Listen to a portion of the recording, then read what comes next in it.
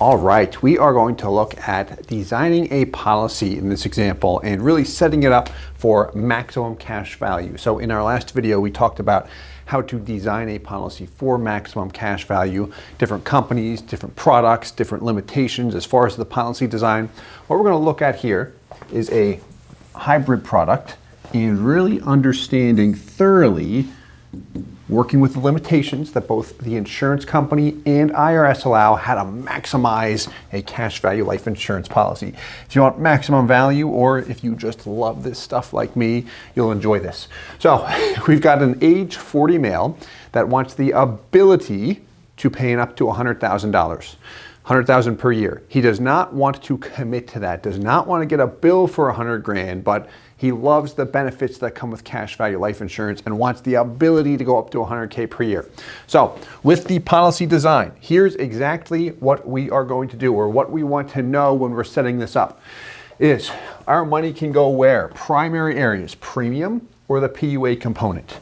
We have a premium in this example of $10,000. This gives us a 10/90 split, $10,000 per year premium.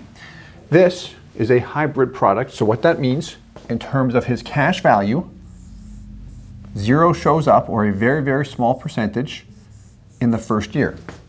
The reason why is the insurance company is overcharging me for the death benefit up front, and that purchases him approximately $570,000 of whole life insurance, whole life death benefit. Now, he says, hey, Steve, I don't care about the death benefit. I want the ability to put $100,000 per year into this policy for the cash value benefits. That's where my interest is.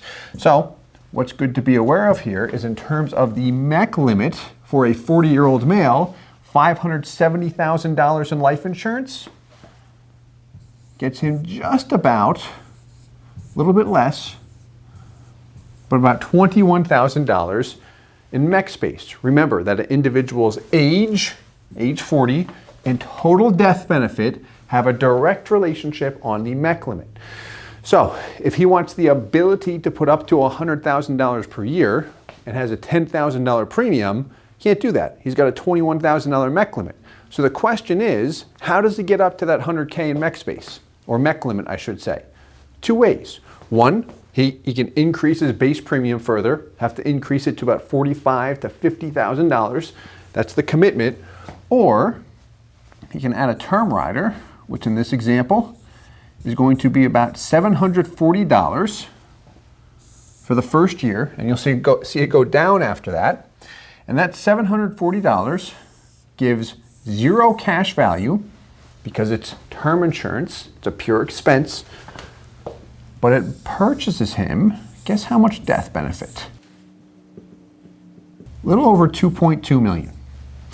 Now, adding these two together, we have a net death benefit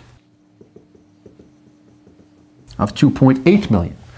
$2.8 million for a 40-year-old male gives you, guess how much MEC space? $100,000 MEC limit. It's actually about 101. So point here is, instead of raising the base premium, which would eat up initial cash value, whatever that base premium is, he's not getting anything in the first year. He wants the ability to put $100K per year in, excuse me. So what we did is find the most cost-effective method to raise the death benefit, which raises his MEC limit, and now he's got the ability to add, I'm just going to round down in this example, $89,000, almost $90K, into the PUA component, which does what? Shows up in cash value. That's money he has access to.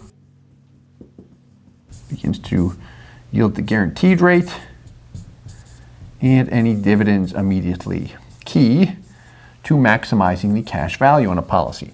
Now what you'll see, the PUA rider does purchase you, additional death benefit. And how this policy is constructed is, as he accelerates his cash value growth, his whole life death benefit increases and his term rider death benefit decreases over time. So as one goes up, the other comes down, and you'll find that the cost of that term rider in this example comes down as well. So let's look at some numbers here, because this is just conceptual. These numbers are accurate in respect to what you're going to see, but let's take a look. So we pulled the data from an illustration here, just so we don't disclose any company information. But here's what we've got. 40-year-old male, $10,000 base premium. Now I'll add here as a side note, after year 7, we executed what's called a reduced paid up option to eliminate the premium and term rider altogether. There is a premium still due years 6 and 7 and a slight term cost. We're not paying it out of pocket. You're going to see your net outlay here as we go through the column. The policy is covering it on its own, but after year 7, we eliminate it altogether. So let's get into it here. Breakdown, where's my money going? Just like that chart we saw. Base premium, $10,000 per year. Term rider cost, first year, $740. Net outlay, so again, he wants the ability, but not commitment to $100,000 per year. So what he can literally do here, if he wants to, is commit to $11,000 per year. That's the 10K plus the term cost. And then at discretion, he can add PUAs on an unscheduled basis, meaning he is not committed to that. It does not have to be set up where he receives a bill for that each year. So let's continue on here. Breakdown of where the $100,000 is going. Premium, term, PUA. Net cash value right off the bat, just about $88,000. The reason it's not the full 89, I just want to be clear on this, because naturally I think, hey, if I pay money into PUAs, shouldn't it all show up in cash value right off the bat? There is a PUA fee. Most companies have this. We've got other content that breaks this down thoroughly. You almost always see a hit in the first year, but by the time you hit year 2, the fee's always there, but the net cash value, the growth, exceeds the fees. Typically on the guarantees as well, depending on your age. But that's another complex topic. Let's get back on track, Steve. Again, where can the money go? Base premium, bought him that $500,000 whole life benefit, $21,000 MEC limit. Then we added term insurance. Here's your whole life death benefit, $950,000. Why it's not the $520 we mentioned is because when he dumped in $89,000 in PUAs, that did buy him more whole life insurance. So originally that was $520. This originally was the $2.23. And then as it increased, the whole life here to $950, the term decreased, keeping you level at the $2.8 million. One goes up, the other goes down. Now this can be a little complex. The simple answer and version to this is right here. Maximum cash value and flexibility, because that's our commitment. Point being though, you fund it for 5 years, can design it to fund shorter or longer, no problem. Adjust the amounts up and down, cut the term rider after year 7, but nothing out of pocket, and it continues to grow at a healthy rate. Always good to look at the guarantees. In this video, we don't have that, but we've got several videos with that. You'll notice after that term rider was cut, your whole life death benefit and net death benefit remain the same. Point being, if we go back to the chart here, where is our money going? Premium or the PUA component? Term piece is designed what? One thing, raise the death benefit in the most cost-efficient manner, because my MEC limit is, guess what? 100K. To be precise, it's $101,000 in this example.